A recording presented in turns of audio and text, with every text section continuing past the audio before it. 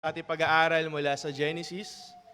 Tayo po ay, kagaya na nabanggit kanina, nasa chapter 18 and we'll be reading from verses 1 hanggang 15. Kaya kung kayo po ay handa na at ang inyong mga Biblia ay nakabuklat sa Genesis chapter 18 verses 1 to 15, ay samahan niyo po akong basahin ito ng tahimik habang binabasa ko po ng malakas. I'll be reading from the ESV and please follow me with your eyes, whatever version that you are using. Ito ang salita ng Diyos, ninggin natin ito ng buong puso at isipan.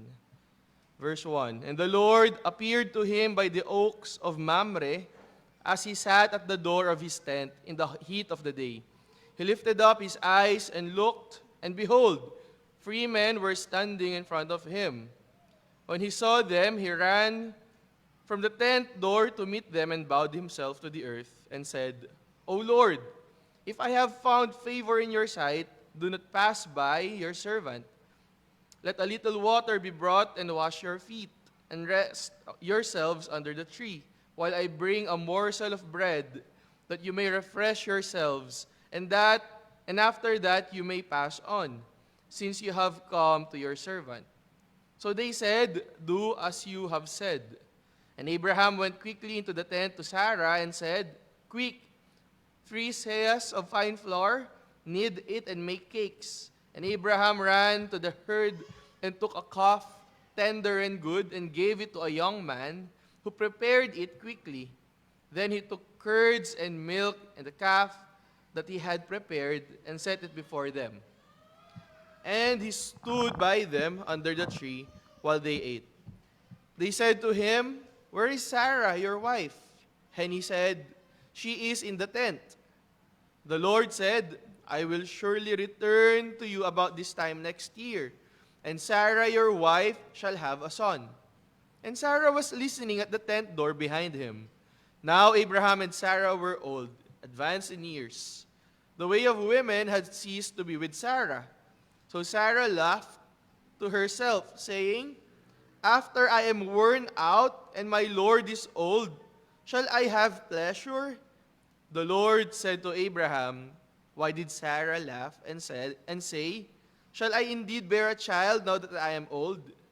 Is anything too hard for the Lord? At the appointed time I will return to you about this time next year, and Sarah shall have a son. But Sarah denied it, saying, I did not laugh, for she was afraid. He said, No, but you did laugh. Diyos po ang magpala sa atin sa pagkakabasa ng kanyang salita. Tayo po ay yumuko, pumikit, tayo manalangin.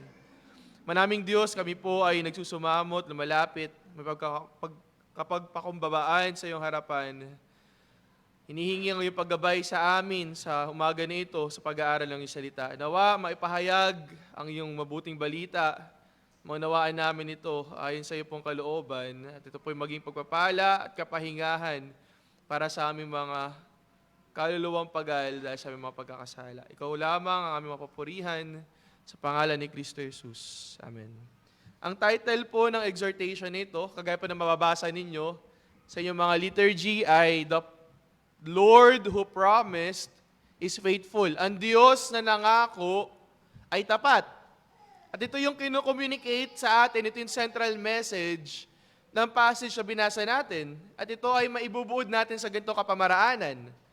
Yaman lamang na ang Diyos ay tapat sa kanyang pangako na ibigay o ipagkaloob ang kanyang anak na magliligtas sa sangkatauhan mula sa kanilang pagkakasala, tayo ay lalo pang manampalataya, panghawakan ng ating pananampalataya sa pangako na ito, habang ating ipinapakita ang ating pagmamahal sa ating kapwa, lalo na sa ating mga kapwa mananampalataya habang ating inaantay ang pagbabalik ng ating Panginoon. Sa English mga kapatid, ito yung buod, ito yung summary ng kapahayagan ng salita ng Diyos para sa atin sa umaga na ito. Because God is faithful to keep His promise, to give His Son who will save His people from their sins, let us all the more in faith hold fast to that promise as we exercise our Christian love to our brothers in the faith first, then those outside the household of faith, until the return of our Lord. At ito po yung makikita nating katotohanan at dalawang bahagi titignan natin para mas maunawaan natin ang kapahayagan na ito. Una, sa verses 1 to 8 ay titignan natin yung holy men met with hospitality. Ito po yung makikita natin dito. Verses 1 to 8, holy men met with hospitality. And then yung second part, in verses 9 to 15, makikita natin dito, faithlessness met with faithfulness. So again, our first point is holy men met with hospitality. And our second and last point, faithlessness met with faithfulness. Simulan po natin yung pag-aaral ng salita ng Diyos at tingnan natin again yung verse 1 ng chapter 18 sa ating mga Biblia. So dito yung setting nito sa chapter 18, ito ay hindi malayo doon sa binanggit ng chapter 17. Yung ipinahagi sa atin, ipinangaral sa atin noong nakaraang linggo. Diba, binigyan din doon ni Pastor Kirby na from the first time that the covenant was given to Abraham until that time that he received the covenant sign and seal, it was a long time, yung pagitan nun. Yung gap between those two events. Actually, pag binilang natin, 24 years yung pagitan ng dalawang yun. But here, makikita natin, hindi pa nga isang taon yung lumilipas. Binanggit sa chapter 17, Abraham was 99 years old when God reiterated and ratified the covenant with Abraham sa pamamagitan ng pagbibigay ng sign and seal of circumcision sa kanya. Pero dito, he was still 99 years old. Sapagkat ang pangako on the next year, sa pagbabalik ng Panginoon sa kanya, para siya ibisitahin, mayroon ng anak si Sarah. And that would be the following year when Abraham was 100 years old. So makita natin yung setting dito, it's not far from the time na binisita ng Diyos si Abraham para ibigay yung covenant sign and seal of circumcision. At dito makikita natin, again, na ito po ay nagsimula o binahagi, sinasalaysay ni Moses, ito pong narrative na ito sa pamamagitan ng pagbabanggit kung paano nagpakita ang Diyos kay Abraham. Dito sa chapter 18, verse 1, and the Lord appeared to him by the oaks of Mamre. At yung term o yung word na pangalan ng Diyos sa binanggit o ginamit dito ni Moses ay tinatawag natin na covenant name ng Diyos. Yung revealed name ng Diyos na ipinahayag niya kay Moses in the book of Exodus. Yung tetragrammaton o yung binabanggit natin ngayon na Yahweh, the Lord, appeared to Abraham. So ano yung dapat nating maintindihan dito? As we look at this first point, ano ba yung mahalagang makita natin dito?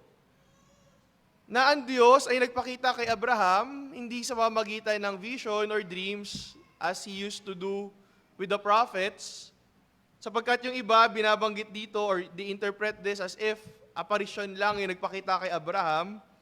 Pero ito ay, makikita natin dito, ay ang pinadala ng Diyos ay kanyang mga anghel that took bodily form. Binigyan ng Diyos ng mga physical na mga pangangatawan upang mag-serve ng certain purpose for a certain time.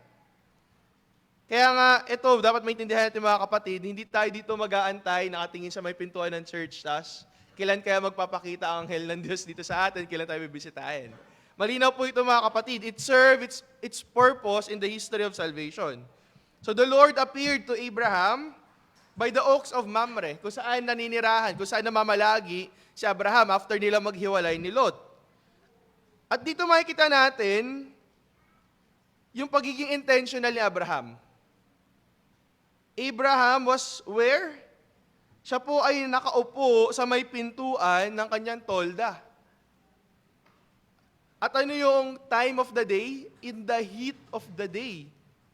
Sa kasagsagan ng kainitan ng araw, si Abraham doon sa pintuan ng kanyang tolda ay naghihintay. Napakahalaga nito mga kapatid. Sapagkat dito maunawaan natin yung pagiging intentional ni Abraham.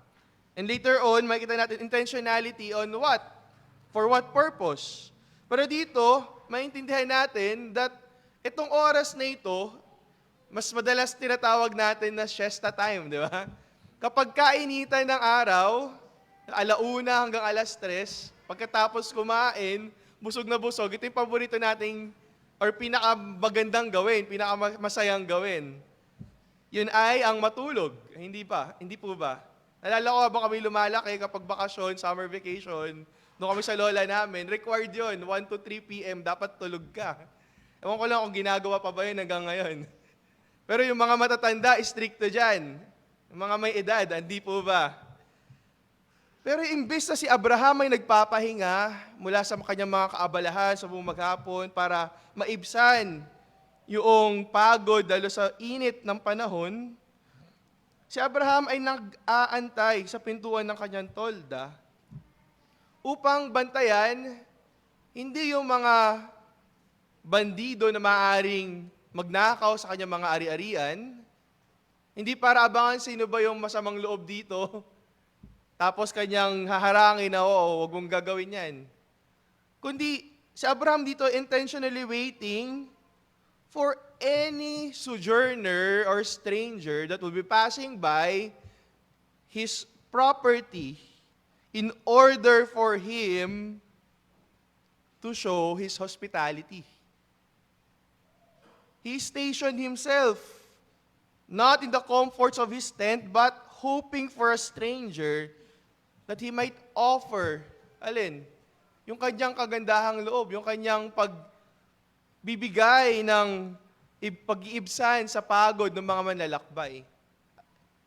Marahil sa panahon natin ngayon, hindi natin ito maintindihan kasi lahat ng bagay ngayon ay mas mabilis. Hindi po ba? Na yung biyahe nga mula dito, papunta ka ng Mindanao, mas matagal pa yung biyahe mo mula dito hanggang Quezon City kaysa yung lipad ng eroplano mula Naiyawan hanggang terminal ng Mindanao, hindi po ba? Pero dito makikita natin, maintindihan natin, ilagay natin yung ating mga sarili sa konteksto ng panahon nila Abraham, na mga tao naglalakbay ng ilang buwan mula sa isang lugar patungo sa panibagong lugar, at ito ay hindi madaling paglalakbay.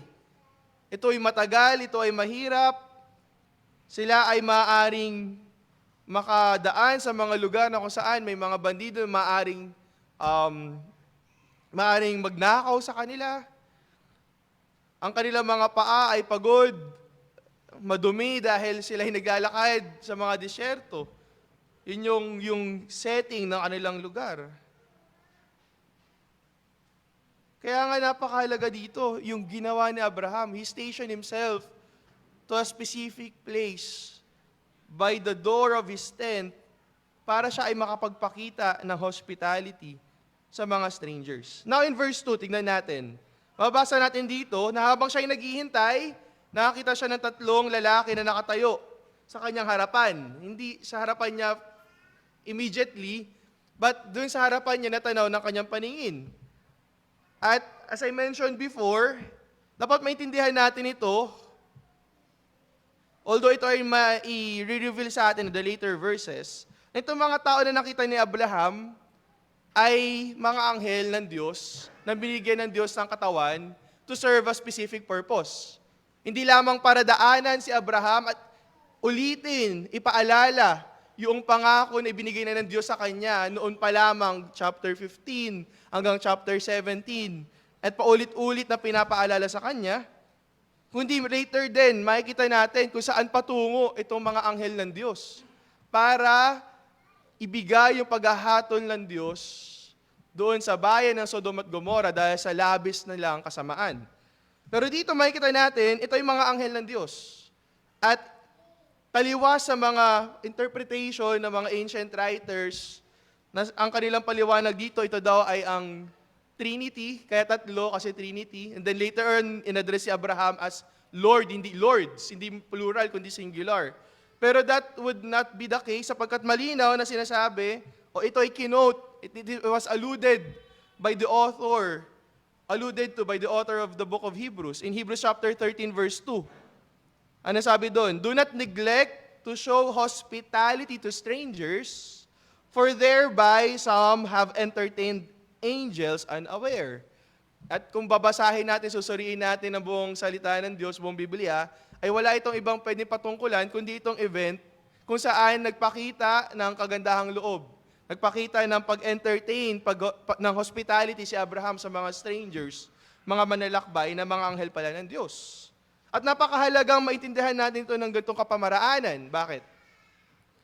Sapagkat dito makikita natin, ang pagtingin, nung nakita ni Abraham itong mga lalaki na ito, hindi niya sila nakita bilang mga anghel. Kundi nakita ni Abraham itong mga lalaki na ito, nakakala niya sila yung mga tao din na manlalakbay, mga ordinaryong manlalakbay sa kanilang panahon. At bakit ito mahalaga? Sapagkat maunawaan natin dito na si Abraham ay walang ulterior motive in doing what he is doing. He's not showing hospitality to these three men who has passed by his property, his place of dwelling, because he is expecting something in return.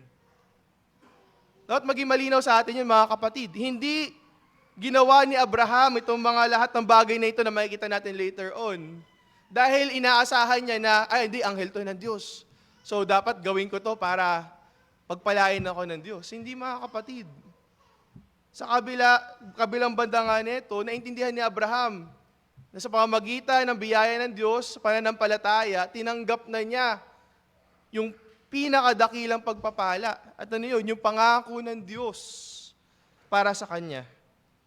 Yung covenant na ni-establish ng Diyos para sa kanya. So Abraham here is not seeking any reward in the hospitality that he has shown to these strangers. Mga kapatid, tingnan natin, verse 2. Nung nakita ni Abraham itong mga tao na ito, mga kalalakihan na ito, sa di kalayuan, anong ginawa ni Abraham? Tumakbo siya mula sa pintuan ng kanyang tinitirahan, ng kanyang tolda na tinitirahan, patungo doon sa mga kalalakihan na kanya nakita. Para harangin sila at sabihin na, wait lang, huwag muna kayong lumagpas. Hayaan nyo na ako'y magsilbi para sa inyo. Ito madalas sa biruan na kapag nag-30 ka na daw, madami nang nararamdaman. And mula nung tumuntong ako ng edad na 30, parang nararamdaman ko na nga siya. Lalo na siguro yung mga kapatid natin na nasa 40 na. Pag nagbabasketball, ang sigla, pagtapos ang basketball, ang daming reklamo sa mga misis, kaya madalas hindi na mapayagang magbasketball. Pero mga kapatid, imagine nyo si Abraham, he was 99 years old when this happened. Pero ginawa pa rin niya na tumakbo to meet them. At kasunod nga nun in verse 3, ano sabi niya? Tumakbo siya, nagpatira pa sa kanila, sa kanya, at sinabi niya, Panginoon, if I have found favor in your sight, do not pass by your servant. In other words, Panginoon, hayaan niyo na pagsilbihan kita bago ka lumagpas sa aking tirahan. Anong purpose nito, itong bagay na ito? Nirecognize ni Abraham sa kabila ng lahat ng kanyang mga na-achieve, sa kabila ng lahat ng kayamanan na meron na siya. Hindi po ba? Paano natin masasabi yun? Kinakailangan na si Abraham at si Lot ay maghiwalay ng landas. They have to go opposite ways. Bakit? Because God has been blessing them both abundantly na yung kanilang mga tagapamahala na kanilang mga hayop ay nag-aaway na para doon sa pastulan na pagkakainan ng kanilang mga inaalagaan, ng kanilang mga ari-arian. Hindi lamang yun. Mababasa din natin that there are spoils that Abraham took with himself when he defeated the 4 greater kings. Hindi po ba? Nung tinalo niya, nung niligtas niya si Lot, tinalo niya yung 4 greater kings, yung mga spoils of that war ay napabilang na kay Abraham. Yung mga kinuha ng 4 greater kings, binalik niya doon sa lesser kings, but all other things ay para sa kanya. So the Lord has blessed him, and yet, Anong ginawa ni Abraham? Without recognizing that these men were angels sent by the Lord, he fell his face down to the earth. He bowed himself to the earth. Nagpatira pa si Abraham. And would consider himself a servant to strangers and sojourners, rather than impose his authority on the land where he is residing. Yung katotohanan, mga kapatid, tayo bilang tao na mga makasalanan, territorial tayo eh. Gusto natin, hindi ito, ano ko to eh, lugar ko to. Doon ka sa lugar mo. No? Mga palabas nga, akin ang tondo, iyo ang Cavite. Pero si Abraham, instead na impose na hindi, ba't kayo dito dumadaan? Magbayad kayo ng toll para makadaan kayo. Right of passage ito sa aking lugar. Pero imbis na ganun yung gawin ni Abraham, what did he do? He showed hospitality, not just simple hospitality. He would rather consider himself a servant to these strangers and serve them with the best that he has to entertain them and to relieve them from the weariness of their sojourning. Kaya dito, mga kapatid,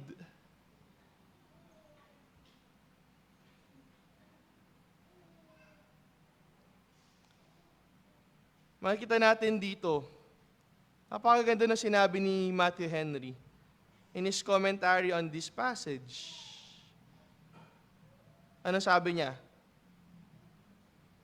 Quoting Matthew Henry, "It becomes those whom God has blessed with plenty to be liberal and open-hearted in their entertainments, according to their ability, and not in compliment, but cordially, to bid their friends welcome.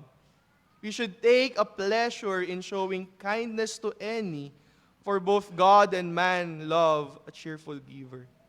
So makikita natin dito, mga kapatid, pagpapatuloy in verse 4, 5, 6, 7, hanggang verse 8.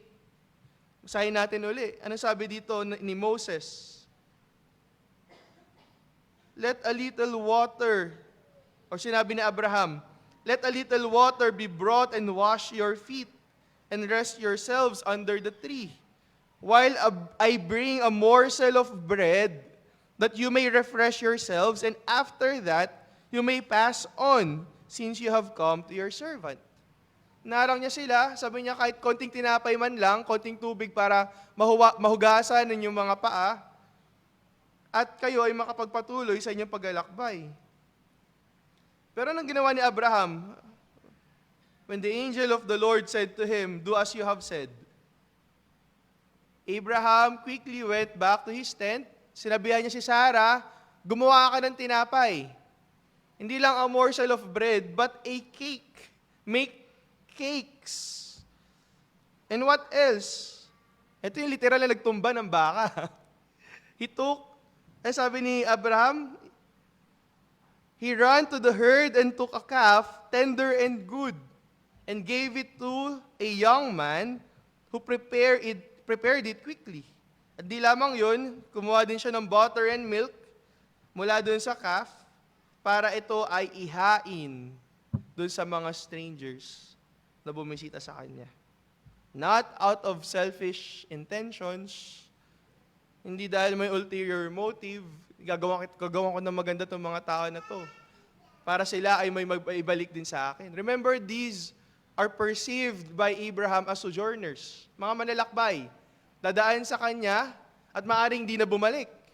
So wala siyang ina-expect anything in return from these people, from these men. But Abraham, anong ginawa niya? Not just a morsel of bread, not just some water to refresh these people, these men. Pero nagluto siya, nagtumba ng baka, at hinain ito sa mga manlalakbay na kanyang itinuring na mga bisita. Here, Abraham's faith showed itself in good works.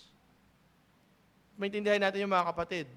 Ginawa to lahat ni Abraham, hindi para siya ipagpalain, kundi dahil ito yung bunga ng pananampalataya na meron siya. Pananampalataya doon sa pangako ng Diyos na ibinigay na sa Kanya, na pinagtibay noong sign and seal of circumcision na Kanyang tinanggap. Ito ay bunga ng pananampalataya na iyon. Bunga doon sa pananampalataya sa pangako na Kanyang tinanggap. Kaya mapagpasalamat niyang ginagawa o ginawa ang mga bagay na ito. Abraham's faith showed itself in good works. At ito yung paalala sa atin ni Matthew Henry. So must ours, else it is dead. The father of the faithful was famous for charity and generosity and good housekeeping. And we must learn of him to do good and to communicate. Kaya mga kapatid, ito rin yung panawagan sa atin. Ito yung dapat bunga ng biyaya ng Diyos sa ating tinanggap, yung pangako na ating pinangahawakan ayon sa pananampalataya kay Kristo Jesus. Na that we also show hospitality, especially to strangers, sojourners. Kapag may bisita sa church, halimbawa, ano bang ginagawa natin? Iniiwasan natin sila.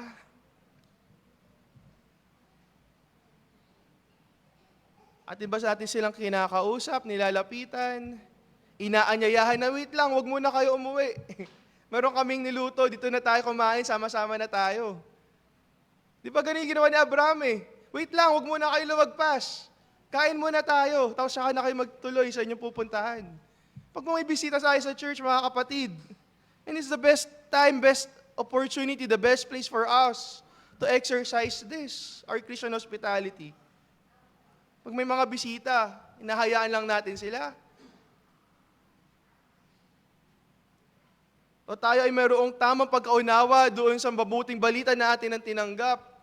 Sa biyaya ng Diyos, tayo ay tagapagmana ng pangako na binigay ng Diyos kay Abraham sa pamamagitan ni Kristo Jesus, sa pamamagitan ng pananampalataya kay Kristo Jesus. Na dapat ang bunga nito sa atin ay mapagpasalamat at paglilingkod, hindi lamang sa ating mga kapwa mananampalataya kasama sa iglesyang lokal na ito, kundi maging sa mga tao nating mga nakakasalamuhan na dinadako ng Diyos sa lugar na ito. Mananampalataya man o hindi. Ito yung panawagan sa ating mga kapatid. That we consider ourselves servants of one another. Let us always look for an opportunity to serve one another, to show hospitality to each other. Let us show our grateful service to the Lord in even small things na nakikita natin sa ating iglesia. Ano yung pwede natin gawin na paglilingkod sa Diyos? Tumingin lang tayo sa paligid natin. May mga kapatid tayo na maaaring nangangailangan ng panalangin, makakausap. Let's show our service of gratitude to them. May mga kailangan linisin, kailangan iligpit. Hindi natin kailangan isipin na hindi, dyan naman si Brother Bob, siya nang bahala dyan. Dyan naman si Deacon Ivan, siya naman lagi yung in charge dyan eh. Ayoko na makialam dyan. Okay na yan. Hindi mga kapatid. Tingnan natin, hanapin natin saan tayo makakapaglingkod sa Diyos, maging sa mga maliliit na bagay sa ating iglesyang kinabibilangan. Recently, ang ating Sunday School for Kids Committee are calling for volunteers.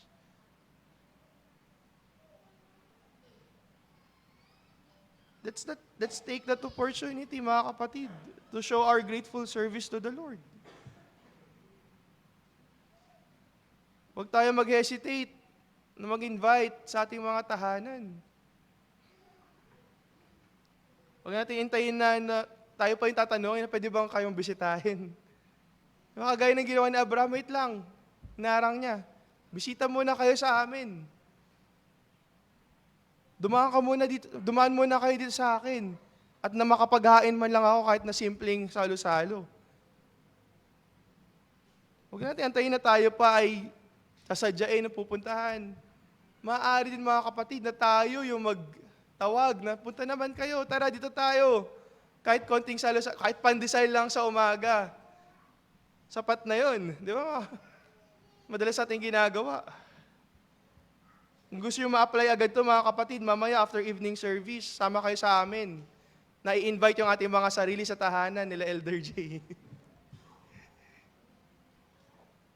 Pero mga kapatid, with all seriousness, it is not by coincidence that this was revealed in this certain portion of this passage. But it is for us to learn from this. That those who have received the promise of God, the good news, the gospel, hindi nananatili na sa kanila lamang, kundi ito'y nag-uumapaw sa mapagpasalamat na paglilingkod sa Diyos at sa mga kapwa mananampalataya at maging sa mga nasa labas ng pamilya ng Diyos, sa mga hindi mananampalataya.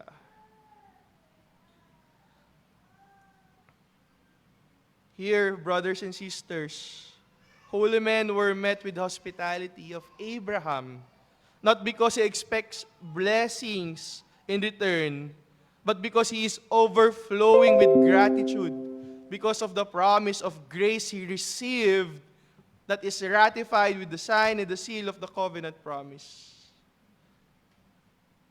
However, at the other half of this narrative, makikita natin dito na kung paano kapag tayo ay titingin sa ating mga sarili lamang, matatagpuan natin ating mga sarili na nagdududa sa katapatan ng pangako ng Diyos.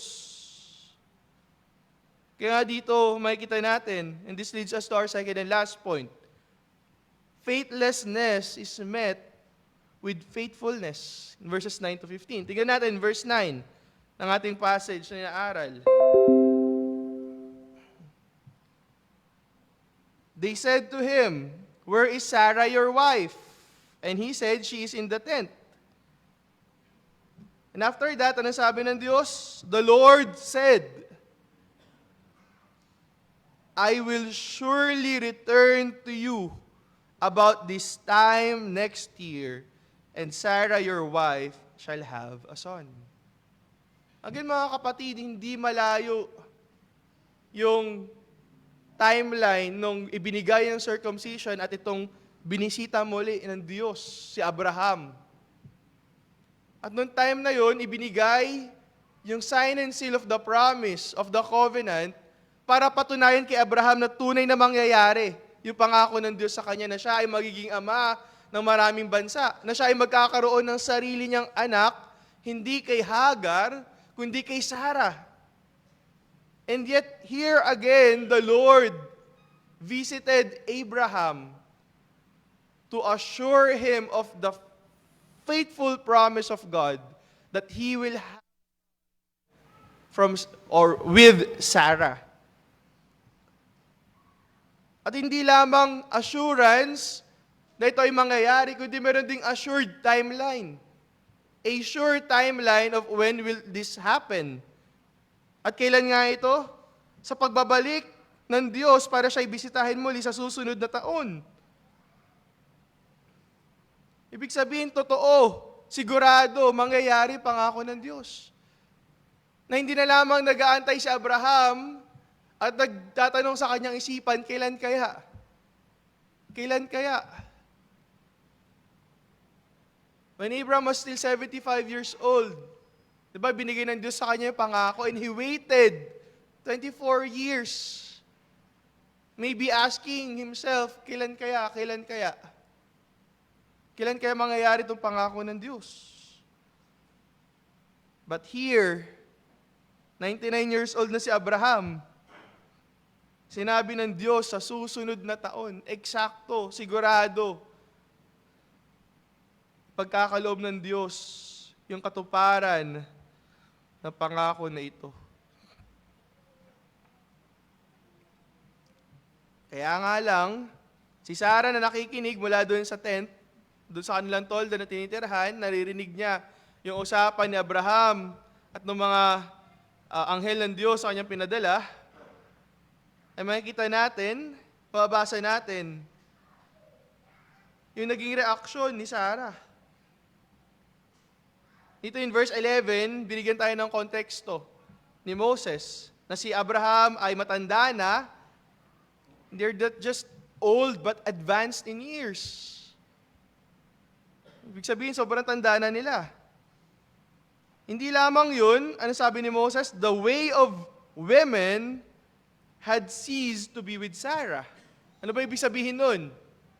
Ibig sabihin, hindi na naranasan ni Sarah yung that time of the month na kinakatakutan ng mga mister na kailangan magbaon ng mahabang pasensya, pag-intindi, lahat ng pagmamahal, at lahat ng gustong kainin ay dapat ibigay.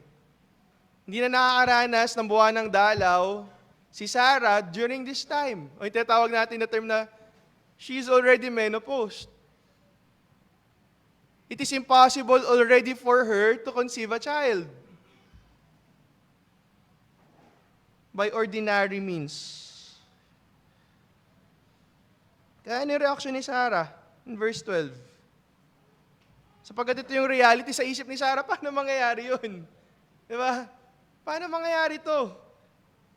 Ano naging reaction ni Sarah? Natawa siya sa sarili niya. Habang nakikinig siya, una nang-i-eavesdrop na nga siya. Nakikinig sa hindi naman dapat niya pakinggan. Pero it could be purposefully, tinanong ng Diyos, hinanap ng Diyos si Sarah para ibigay yung pangako hindi lamang sa in the ears of Abraham but also in the ears of Sarah. That the promise will surely manifest, that the promise will surely be fulfilled. Pero yung reaction ni Sarah, natawa siya sa kanyang sarili at ano yung kanya sabi? Shall I indeed bear a child now that I am old? After all, I am worn out, and my Lord is old. Shall I have pleasure? Yun yung reaction ni Sarah, yun yung kanyang binanggit sa kanyang sarili. And this is nothing short of faithlessness. And not just faithlessness, but this is even blasphemy. Keeping God in a box. As if God is not the God Almighty, the creator of heaven and earth, who has created everything ex nihilo, out of nothing. By the word of his mouth has created everything. And here, Sarah, forgetting who God is, laughed to herself, doubting the power of God to fulfill the promise that He has made. Kung babalikan natin mga kapatid kung paano ibinigay ng Diyos itong covenant promise kay Abraham, ang Diyos lang yung lumakad sa pagitan ng carcasses of those animals na hinati ni Abraham into two. Ibig sabihin, ang Diyos lamang yung liable to receive the curses if that covenant is broken. Ang sinasabi dito ni Sarah, God is a covenant breaker. Natawa siya as if God will break His covenant that He has made to Abraham. Hindi lang to basa, hindi to tawa ng saya, kundi ito ay tawa ng pagdududa.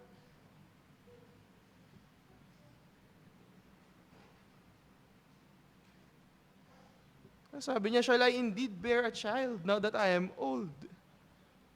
Pero sabi ng Diyos kay Abraham, ba't tumawa si Sarah? Ba't sinasabi niya na hindi na siya maaari magkaanak dahil siya ay matanda na? Meron bang bagay na mahirap gawin para sa Diyos? Actually, yung word na ginamit dito, is there anything too wonderful for the Lord? Hindi lang basta mahirap, kundi kamangha-mangha. Hindi ba kayang gumawa ng Diyos ng kamangha-manghang bagay? Kaya inulit dito yung pangako, at the appointed time, I will return to you about this time next year, and Sarah shall have a son.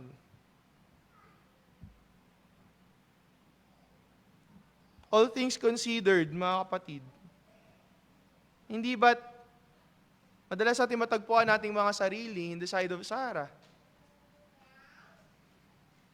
Kapag mahirap yung mga bagay, hindi natin maintindihan yung circumstances na meron tayo, because we have relied on ourselves rather than relying on God, ano yung ginagawa natin? We end up doubting the promises and faithfulness of God. Hindi po ba? Kapag tayo nagkakasala laban sa Diyos, minsan tinatanong natin sarili natin, mapapatawad pa kaya ako ng Diyos?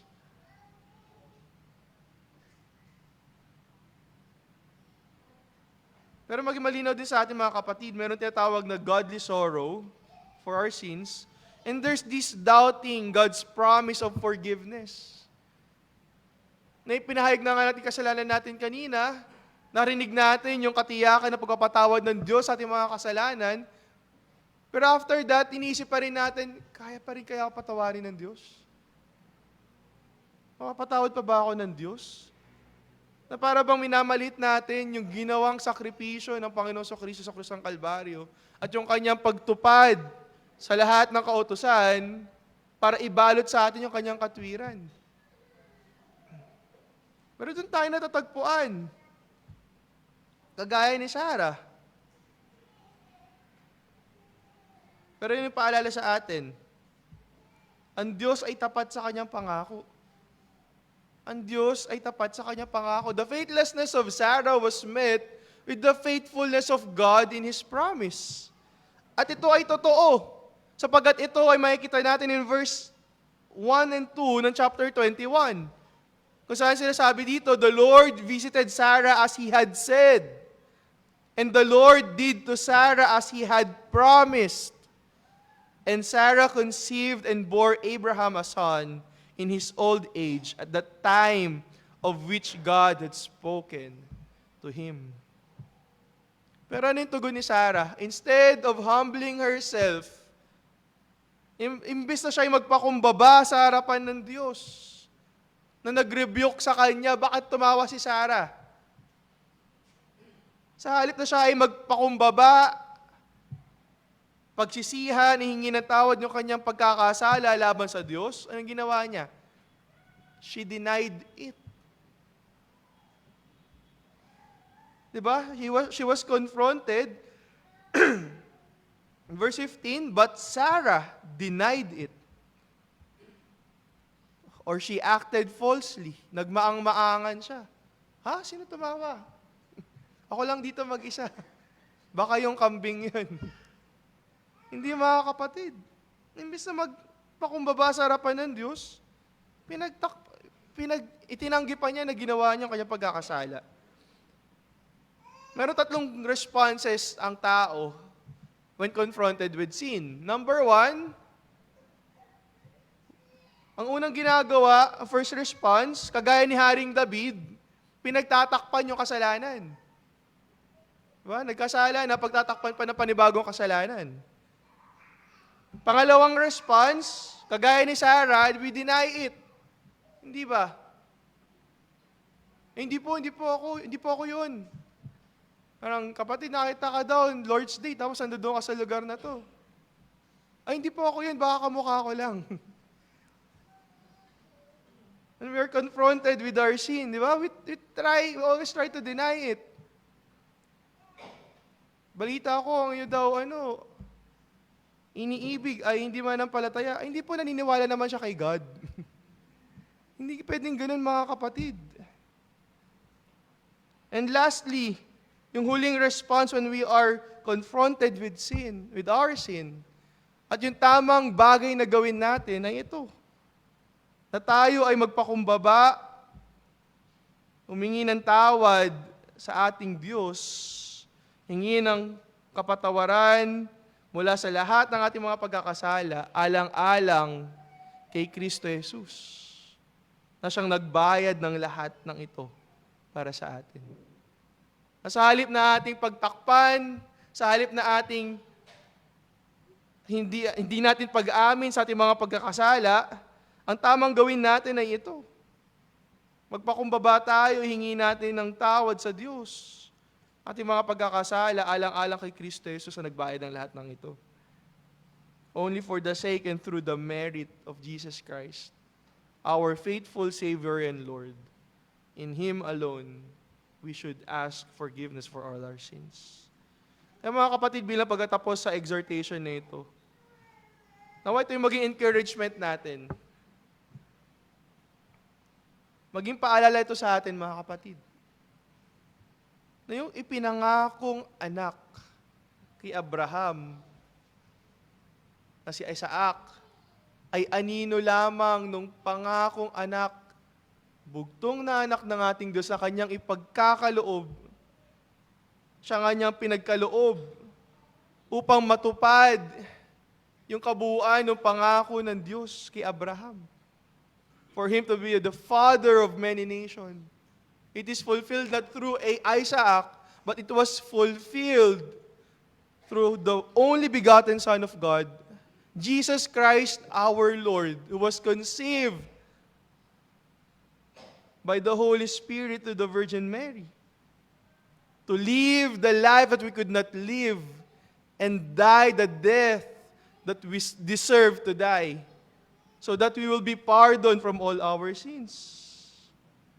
In order for us to what? In order for us to be welcomed, not as sojourners, not as strangers, not as passers-by, but for us to be reckoned as children of God, to partake not only to a morsel of bread, but to a full feast, together with our faithful Savior and Lord, on the time that He has promised that He will return. Hindi na lang tayo nanghihingi ng mga mumu. Hindi na lang tayo mga beggars, as mentioned in the prayer of Elder Ezra a while ago. But we are invited, not as strangers, not as sojourners, but dear beloved children of God, to partake of that supper feast, together with all those that God has called to Himself by faith in Christ Jesus, our faithful Savior and Lord. Yun yung katotohanan na inaantay natin, mga kapatid. Yung kagandahan na sa muling pagbabalik ng Panginoon Kristo. Ito yung mararanasan ng bawat isa sa atin. Ito yung tatanggapin natin. Sapagkat ang Diyos ay tapat sa Kanyang pangako.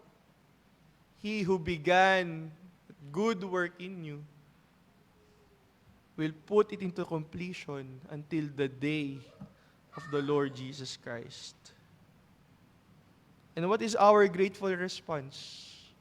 While we wait that glorious day, we know that we are faced with many struggles. We are faced with every kinds of challenges concerning our faith, concerning our sanctification. Our faith is sometimes shaken. That we ask, is Christ really coming back to consummate the covenant promise? Pero nawa nga maging tugon natin ay ito. Katulad ng mga mananampalataya in the first century church. That we pray, Maranatha, Jesus come soon. Panalangin natin na nawa, dumating na yung araw na muling pagbabalik ng ating Panginoon Kristo. Na doon lang natin mararanasan yung kabuuan ng katuparan ng pinangako ng Diyos kay Abraham, sa mga propeta, yung bagong tipan na Kanyang ibinigay sa atin sa pamamagitan ng Kristo Jesus. At ating mararanasan yung kabuuan na katuparan ng pangako ng Diyos na ito. Kaya mga kapatid, habang ating inaantay itong araw na ito na pinangako ng Diyos para sa lahat ng mga kabilang kay Kristo Jesus, Gawin natin ang lahat ng ating makakaya na may pakita natin ating mapagpasalamat na paglilingkod sa bawat isa. Sapagkat makakaasa tayo na dahil ipinagkaloob na at pinadala na ng Diyos ang kanyang bugtong na anak, mangyayari din yung katuparan ng muling pagbabalik ng ating Panginoon Kristo. He has already sent Him the first time. He will surely send Him back the second time for the consummation of all His promises, to restore us to His image. That image is in glory, the same image of our Lord and Savior Jesus Christ. Mga kapatid, again, papaalalahanan tayo ng katotohanan nito. Because God is faithful to keep His promise to give the Son who will save His people from their sins. Let us all the more in faith hold fast to the promise as we exercise our Christian love to our brothers in the faith. Then also, those outside of the faith until the return of our Lord and Savior Jesus Christ. Tayo po'y manalangin. Manaming Diyos, salamat sapagkat Ikaw natapat sa iyong pangako, nagkaloob sa aming Panginoon Kristo, at tumubos sa amin sa aming mga pagkakasala laban sa iyo. Nagbihis sa amin ng kanyang katwiran